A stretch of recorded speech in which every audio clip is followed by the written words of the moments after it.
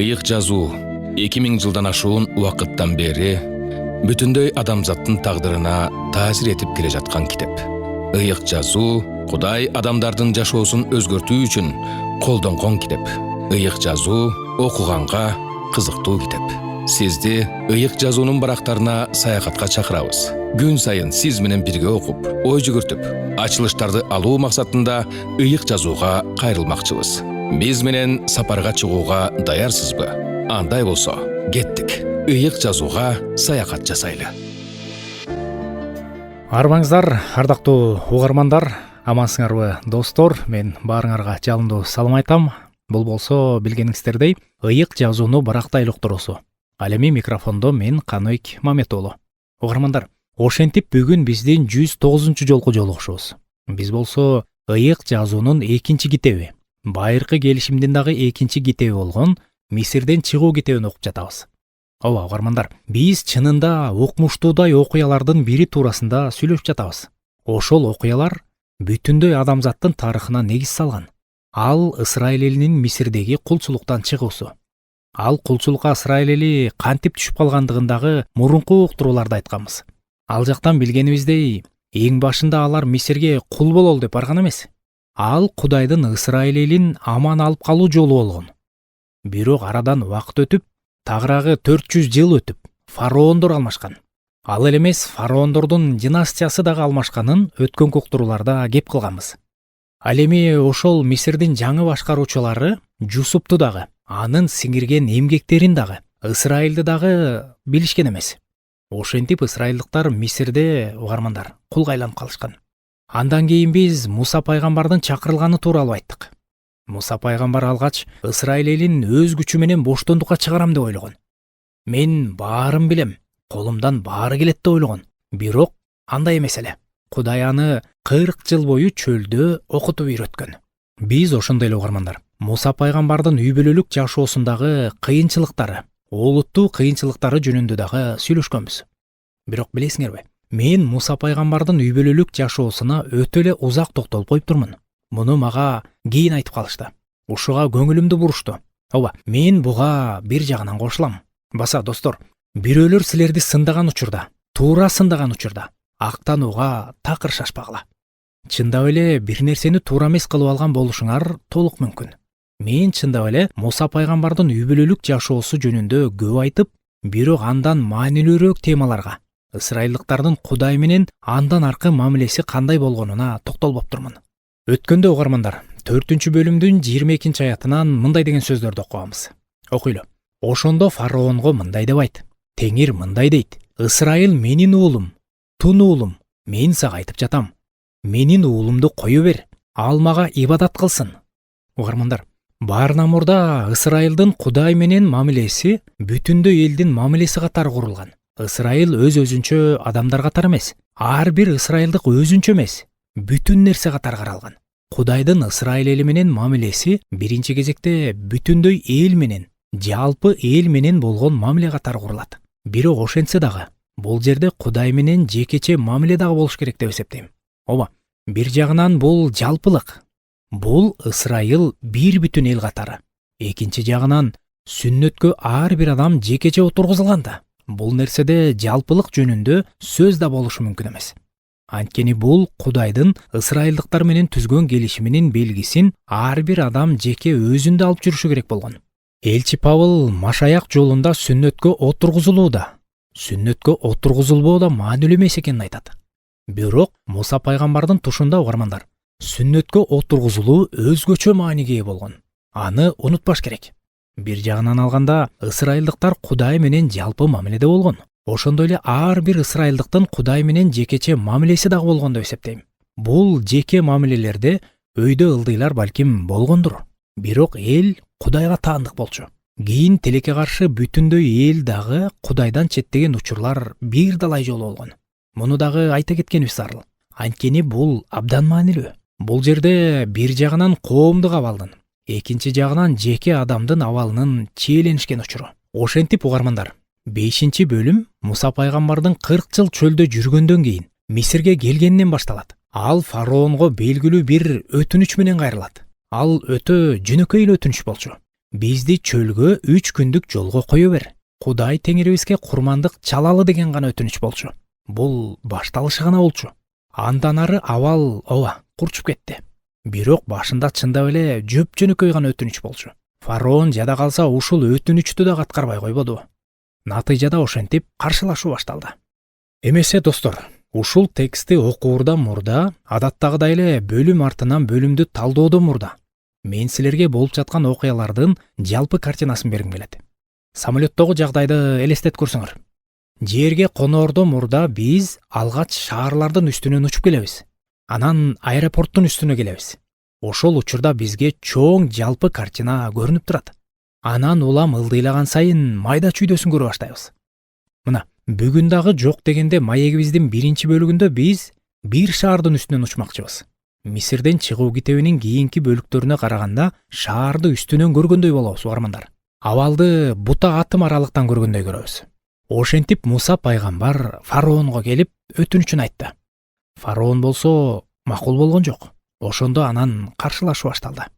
Бирөөлөр муну Муса пайгамбар менен фараондун касташуусу деши мүмкүн. Антип ойлогон адам чынында жаңылышат деп эсептейм. Дагы бирөө бул Ысрайыл эли менен Мисир элинин касташуусу деши мүмкүн. Ал дагы жаңылыш ой. Мисирликтердин көбү ысрайылдыктар менен касташкылар келген эмес. Бирок касташууга аргасыз болушкан. Алар бул окуяларга эрксизден катышкандар. Чындыгында бул жерде алда канча олуттуу касташуу бар. Ал, угармандар, Ысрайылдын Кудайы менен Мисирдин кудайларынын касташуусу. Так ушундай. Бир жагында Жахава, бар болуп туруучу Кудай. Эч кимге, эч нерсеге муктаж болбогон Кудай. Бул тууралуу мурда да айтканбыз. Биз кийин да айтабыз. Ал эми экинчи жагында болсо Мисирдин жалган кудайлары. Достор, эгер ушуну түшүнсөк, бул эмне болгон атаандаштык, эмне болгон касташуу экенин түшүнсөк, башкасынын бардыгы так жана айкын мааниге ээ боло баштайт. Тагыраагы Мисирдеги жазалар бизге түшүнүктүү боло баштайт. Анткени ал жазалар, угармандар, мисирликтер маанилүү деп, алар ыйык туткан нерселерге каршы багытталган. Мисалы, курбакалар.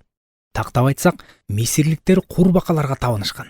Алардын бака же болбосо курбака түрүндө чагылдырылган кудай бар болгон. Мисирликтер ошол курбакаларга тийишчү эмес. Аларга зыян келтирбегенге алар аракет кылышчу. Эми элестет көргүлө. Силердин үйүңөрдүн ичи, жаткан төшөөңөргө чейин курбакаларга толуп кетсе, кандай сезимде болосуңар? Бир жагынан алганда аларга тийгенге болбойт. Анткени алар ыйык да. Экинчи жагынан эми кантип алар менен чогуу жашай берүүгө болот? Ушундан улам, угармандар, мышыктарды аябай жакшы көргөн тааныштарым эске түшөт. Жанымдай көргөн мышыгым соонун гүлүмдү кулатып сындырып салыптыр. Бирок жанымдай көргөн мышыгымды ал үчүн уруша албайм да. Анткени мен аны аябай жакшы көрөм да дегендер. Жакшы көргөн үй жаныбарың бир жаман жорукту кылганда аны сабап таштасаң жарашчудай. Бирок анта албайсың. Бул, угарман, ошондой учурда ичиңде карама каршы сезимдерди чагылдырган мисал. Биринчиден, сабагандан пайда жок. Экинчиден, аны аябай жакшы көрөсүң. Аны кантип сабайсың? Ага колуң барбайт. Угармандар, чындыгында Кудайдын дагы тамаша көйлөгү бар. Фараон Муса пайгамбарга Кудай дегениң ким? Мен аны тааныбайм деп керсейип жатат. Анда Кудай: ошондой де. Болуптур. Кел анда таанышалы. Анда мен сага өзүмдү таанытайынчы деди. Анан фараон мыйыгынан күлдү. Кудай дагы белгилүү бир деңгээлде, кыйла эле жогорку деңгээлде мыйыгынан күлүп жатат. Мисирден чыгуу китебинин 7-бөлүм 5-аятынан: мен Мисирди катуу жазалап, алардын арасынан Ысрайыл уулдарын алып чыкканда, мисирликтер менин теңир экенимди билишет деген сөздөрдү окуйбуз. Азыр болсо фараон Кудай деген ким экен? Мен аны тааныбайм деп жатат. Кудай болсо: шашпа, ким экенимди биле турган күндөр келет. Баарын биле турган болосуңар деп жатат. Чындыгында, достор, Мисирде миңдеген бутканалар болгон. Ар кандай деңгээлдеги, ар кандай өлчөмдөгү миңдеп саналган кудайлар болгон. Миллиондогон буркандар. Аларга табынуучу жайлар дагы ушунчалык көп болгон. Мисирликтердин дини өтө күчтүү дин болгон. Түшүнүп турам. Араңардан балким бирөөлөр: "Апе, бул насаатчы жалган окутууну баштап жатат го" деши мүмкүн. Жок, достор, бул тууралуу 1 мүнөттөй ой жүгүрткүлөчү.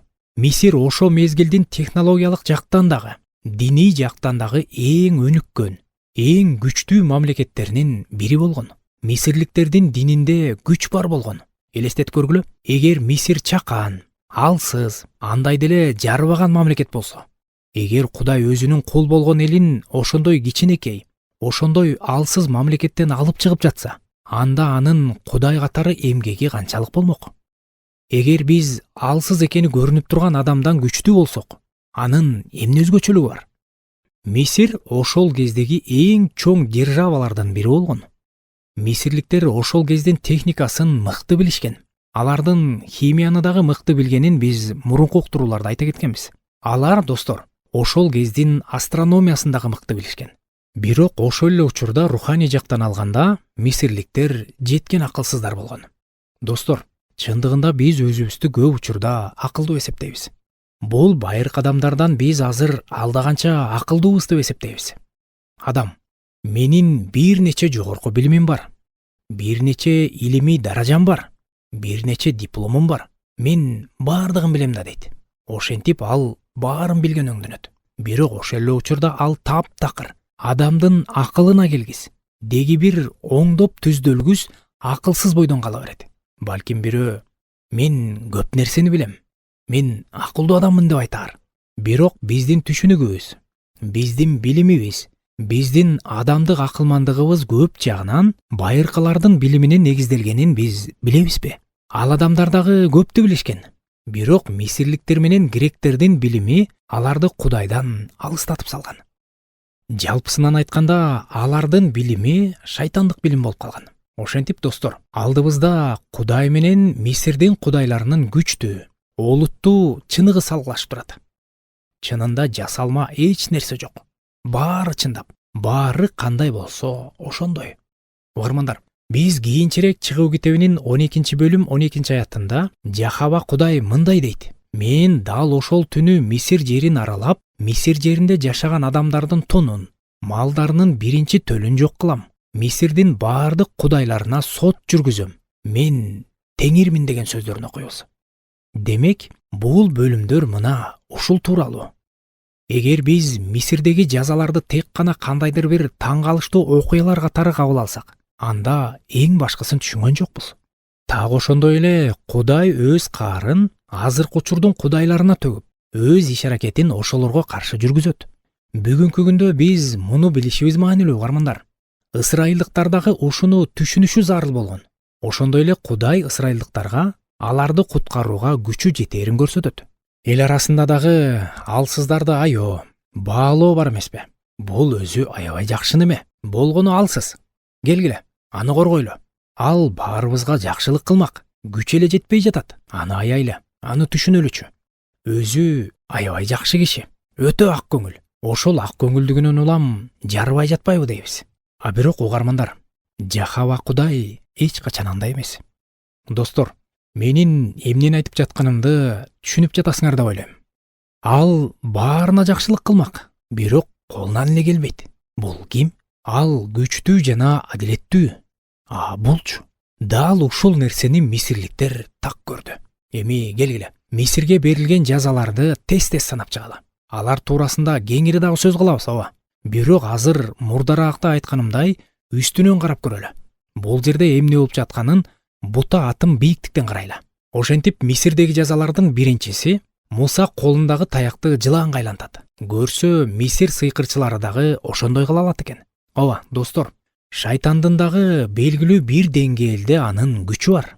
Шайтан атүгүл Кудайдын кайсы бир иштерин туураганга аракет да кылат. Андан кийин Кудай Нил дарыясынын суусун канга айлантат. Бул жерде эки жагдай бар. Биринчиси, өлкөдөгү мол түшүм Нил дарыясына көз каранды болгон. Чөлдө суу өтө маанилүү экенин билебиз. Суусуз тирлик кылуу мүмкүн эмес. Бул али жумшак айтылганы. Шаар тургуну мунун канчалык жумшак айтылганын түшүнбөшү да мүмкүн. Кудай Нилдин суусун канга айлантат. Дагы бир жагдай. Нил дарыясын алар ыйык дарыя деп эсептешкен. Кудай керек болсо Мисирдин ыйык дарыясынын табиятын өзгөртүп жиберди. Ушуну түшүнүү керек. Буга чейин, угармандар, Нил дарыясы өмүрдүн жарчысы сыяктуу болгон. Ал Кудайдын жазасынан улам Нил өлүмдүн жартысы болуп калды. Угуп жатканыңыз ыйык жазууну барактайлы берүүсү. Биздин берүүнү үзгүлтүксүз угуу үчүн YouTube каналыбызга жана Facebook баракчабызга катталууну унутпаңыз. Андан ары ошентип улай турган болсок, курбакалар каптайт. Ооба, курбакалардын капташы. Бака деген албетте жийиркеничтүү. Бирок байыркы мисирликтер эмнелерге гана табынбаган. Мурда дагы айтканымдай, бул жерде дагы кайталай кетейин. Алардын бака бейнесиндеги кудайы бар болгон. Ошол себептен бакаларды өлтүрүшчү эмес алар. Өлтүрбөө бир маселе. Ал эми курбакалардын төшөгүңө чейин кириши же коюн колтугуңа кирип кетиши ал такыр башка маселе. Айткандай эле, буга чейин Мисирдин акылмандары, Мисирдин сыйкырчылары кудай кылып жаткан кереметтерди кайталап жатышкан. Ал эми кийинки кереметте алар четке чыгып калышты. Бул жолку мелдеште алар утулушту. Бул жолу кудай майда чиркей каптатты. Кээ бир котормолордо бул майда чиркейлер бит деп дагы айтылат. Ооба, кудай бит каптатты. Ал эми Мисирде болсо бит жерден чыгат деп эсептелген. Ошондой эле алар жерди кудай деп дагы аташкан. Башкача айтканда, бул жерде дагы мисирликтердин жашоосуна, мисирликтердин ишенимине белгилүү бир деңгээлде чабуул жасалды. Андан кийинки көйгөй Мисирге жиберилген кийинки жаза көгөндөр. Бул тууралуу дагы угармандар кийинчерээк биз кененирээк сүйлөшөбүз. Азырынча алардын өлүм алып келүүчүлөр экенин гана айта туралы. Андан ары уланталы. Ошентип кийинкиси малдын ылаңдап кырылышы. Эсиңердеби достор? Кезинде Жакып пайгамбар уулдары менен Мисирге келгенде, алар малчы болушкан. Мисирде мал чарбачылык албетте өтө маанилүү тармак болгон. Анан бул жерде ошентип мал кырылып жатат. Бирок кайра эле дагы бир маанилүү нерсе, мал дагы мисирликтер үчүн диний мааниге абдан ээ болгон экен. Эмне үчүн экени белгилүү да. Эгер уюң бар болсо, ал сени бүт жагынан камсыздап жатса, ага табынгың келери анык да. Эми элестетип көргүлө. Ошентип жакшы көрүп, көзүңдүн карегиндей бап эстеген малың кырылып жатат. Анан ылаңдап калган уюга кантип табынууга болот? Кудай дагы мыйыгынан күлүп, шакаба чегип турду. Достор, мени туура түшүнгүлө. Бирок бул чындык. Андан эч кайда кача албайбыз. Андан соң бүт жерди каптаган чаң. Чаңдан адамдарга ириңдүү жаралар чыкты. Андан кийин мөндүр. Башкача айтканда, Кудай өзүнүн күчүн абада да көрсөтүп жатты. Кудай абанын дагы эгедер экенин ал көрсөтүп жатты. Анын артынан ошентип чегиртке каптады. Кудай жаратылыштын үстүнөн бийлиги бар экендигин көрсөттү. Анан колго кармала тургандай коюу караңгылык. Кудай физикалык мыйзамдардын үстүнөн дагы бийлиги бар экенин аларга көрсөттү. Ошол мыйзамдарды ал өзү бекиткен. Ал өзү ошол мыйзамды өзгөртүп жатат. Бирок бул жерде дагы менимче өтө маанилүү диний негиз бар. Себеби мисирликтер күн кудайы Ра дегенге табынышкан. Анан караңгылык каптап, күн көрүнбөй калганда, Жахава кудай Мисир пантеонундагы эң жогорку кудайдан дагы жогору экени түшүнүктүү болду.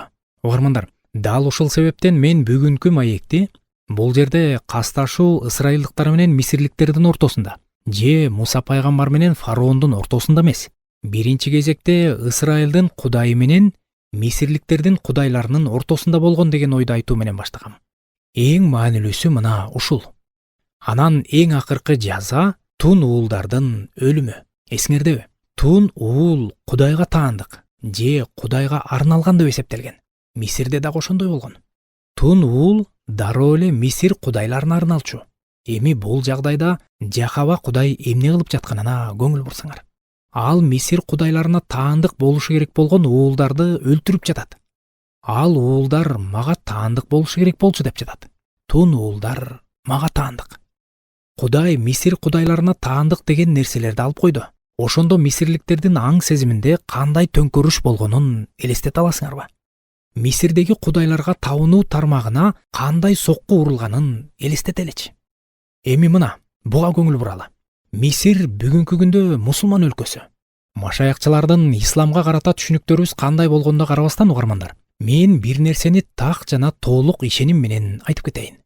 Исламда бурканга табынуу деген жок, жана эч качан болгон эмес. Кудай бурканга табынууну бир жолу жана бир отоло тыптыйпыл кылды. ушул көйгөйдү бир жолу жана биротоло чечти.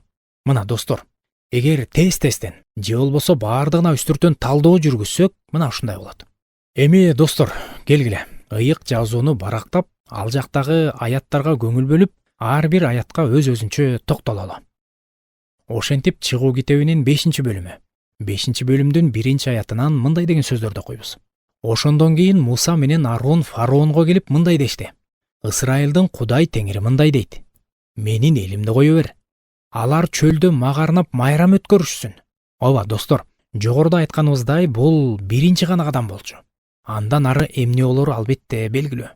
Бирок фараон билгенибиздей макул болгон жок. Түгүл өтө эле орой жооп берди: мен силерди тааныбайм, Кудайыңарды да билбейм деди. 2-аятта анын эмне дегенин окуйлу. Бирок фараон: мен аны угуп, Ысрайылды кое бергидей, Теңир ким экен? Мен Теңирди билбейм. Ысрайылды кое бербейм деди. Ал мына ушундай көкпеттик менен жооп кайтарды: кое берейин деген оюм да жок. Ооба, жакында баардыгын билет. Ал сөзсүз билет. Уланталы. Ошентип 3-аят. Алар ага: еврейлердин Кудайы бизди чакырып жатат. Бизди чөлгө 3 күндүк жолго кое бер. Кудай Теңирибизге курмандык чалалы. Болбосо ал бизге жугуштуу оору жиберет, же кылыч менен жок кылат дешти. Бул жерде жаңы ой кошулуп жатат. Эгер барбасак, өзүбүзгө эле жаман болот. Кудай бизди жок кылат. Ошондуктан бизди кое бер. Ошентип 4-аят. Ошондо Мисир падышасы аларга: Муса менен Арун, силер эмне үчүн элди жумушунан алакты кылып жатасыңар? Өз жумушуңарга жөнөгүлө. Башкача айтканда, фараон ысрайылдыктарды жалкоолонуп жатышат деген тыянак чыгарды. Ошентип 5-аяттан 9-аятка чейин окуйлу. Бул жерде эл көп. Силер да аларды иштеринен алакты кылып жатасыңар деди.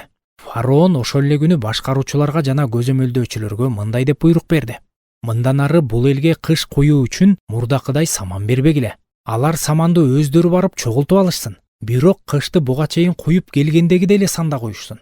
Санын азайтпагыла. Алар жалкоо. Ошондуктан барып Кудайыбызга курмандык чалабыз деп кыйкырып жатышат. Аларга жумушту көп бергиле. Иштесин, куру сөз менен алек болушпасын деди. Угармандар, чындыгында бул азыркы учурга дагы окшоп кетет. Адамдар бир нерсени талап кыла турган болсо, жок дешет дагы, жумушун мурдагыдан дагы көбөйтүп салат. Оозуңду басып, жөн турчу дегендей. Бир жолу семинариядагы мугалимдердин бири сабакка кыш көтөрө келиптир. Ал Мисир боюнча, байыркы Мисир боюнча адистер ырастагандай, саман кошулбай куюлган кыш экен. Кыштын кантип куюларын бала кезде биз деле көрүп калдык. Кудай сөзүндө дагы бул тууралуу айтылгандыктан биз ага ишенебиз. Ысрайыл эли чындап эле кыйналган. 5-бөлүмдүн 15-аятында ошондо Ысрайыл уулдарынын көзөмөлдөөчүлөрү фараонго ыйлап келишти деген сөздөрдү окуйбуз. Бул жердеги аты аталган көзөмөлдөөчүлөр алар дагы ысрайылдыктар болгон. Ысрайыл элинен чыккан көзөмөлдөөчүлөрдү жумушчулардын үстүнөн каратып койгон. Мына, ошол адамдар: эмнеге кулдарыңа ушундай мамиле кылып жатасың? Кулдарыңа саман бербей жатышат. Бирок кыш куйгула деп кулдарыңды сабап жатышат. Элиң күнөө кылып жатат деди. Ал эми фараондун жообун карасаңар. Бирок фараон аларга: жалкоосуңар силер, жалкоосуңар. Ошондуктан Теңирге курмандык чалабыз деп жатасыңар да деди. Алар бир жолку майрамга суранышса, фараон аларды жалкоо деп күнөөлөп таштады. Анан 17-18-аятында: баргыла, иштегиле, силерге саман берилбейт, бирок тиешелүү сандагы кышты толук бергиле деди фараон. Анан угармандар, чынында мына ушул жерде Муса пайгамбар күтпөгөн бир нерсе башталды. Аны 19-20-21-аяттардан окуйлу. Ысрайыл уулдарынан коюлган көзөмөлдөөчүлөр ар бир күнгө берилген кыштын санын кемитпегиле дегенден улам баштарына мүшкүл түшкөнүн түшүнүштү. Алар фараондон чыкканда өздөрүн күтүп турган Муса менен Арунга жолугушту. Аларга: Теңир силерди көрсө экен, бизди фараонго жана анын кулдарына жек көрүндү кылганыңар үчүн, бизди өлтүртүү үчүн, алардын колуна кылыч карматканыңар үчүн жазаласа экен дешти. Муса пайгамбар дендароо болуп калды. Мындай абал анда мурун дагы бир жолу болгон. Ал жакшылык кылайын дегенде, бирок бардыгы тескерисинче болуп калган. Азыр дагы Кудай ошондой кылып жаткандай. Ал ооба жакшылыкты көздөгөн, бирок жыйынтыгында эмне болду? 22-23 аяттар. Ошондо Муса Теңирге кайрылып: Теңир, Эмне үчүн бул элди ушундай азапка салдың? Эмне үчүн мени жибердиң? Мен келип фараонго сенин ысымыңдан сүйлөй баштагандан тартып, ал бул элге мурункудан да жаман мамиле кыла баштады. Сен болсо өз элиңди куткарган жоксуң деди. Угармандар, чындыгында көптөр Муса пайгамбарды бул жерде наалып жатат деп күнөөлөшөт. Ооба, макулмун. Ал наалып жатат. Бирок буга жооп катары ал Кудайдан улуу аяндардын бирин алды. Ооба достор, биздин аз гана убактыбыз калды. Ошондуктан ал сөздөрдү окуп гана бергенге үлгүрөт окшойм. Анда окуйлу. Ошентип 6-бөлүм. Ошондо Теңир Мусага: "Эми сен менин фараонго эмне кыларымды көрөсүң?" Ошондо аларды күчтүү колдун кийлигишүүсү менен кое берет. Атүгүл күчтүү колдун кийлигишүүсү менен аларды өз жеринен кууп чыгат деди. Ошондо Кудай Мусага мындай деди: "Мен Теңирмин. Мен Ыбырайымга, Ыскакка жана Жакыпка кудуреттүү Кудай деген ысым менен келгенмин. Бирок аларга Теңир, Жехова деген ысым менен ачылган эмесмин. Өздөрү келгин болуп жашашкан Канаан жерин берем деп мен алар менен келишим түзгөм. Мен мисирликтердин эзүүсү астында кыйналган Ысрайыл уулдарынын онтогонун угуп, өзүмдүн келишимимди эстедим. Ошондуктан Ысрайыл уулдарына мындай деп айт: Мен Теңирмин. Силерди мисирликтердин эзүүсүнөн куткарам. Силерди кулчулуктан бошотом. Силерди кудуреттүү күчүм менен, чоң жазалар менен куткарам. Силерди өзүмө эл кылып алам да, силердин Кудайыңар болом. Ошондо силерди мисирликтердин эзүүсүнөн куткарган Кудай Теңиргер мен экенимди билесиңер. Мен колумду көтөрүп, Ыбырайымга, Ыскакка жана Жакыпка берем деген жерге силерди алып барам да, аны силерге мураска берем. Мен Теңирмин. Угармандар, бул жердеги эң негизги сөз мен деген сөз. Кудай өзү жөнүндө ошентип айтууга толук укуктуу. А биз ал жөнүндө ошентип айтууга укуктуубуз.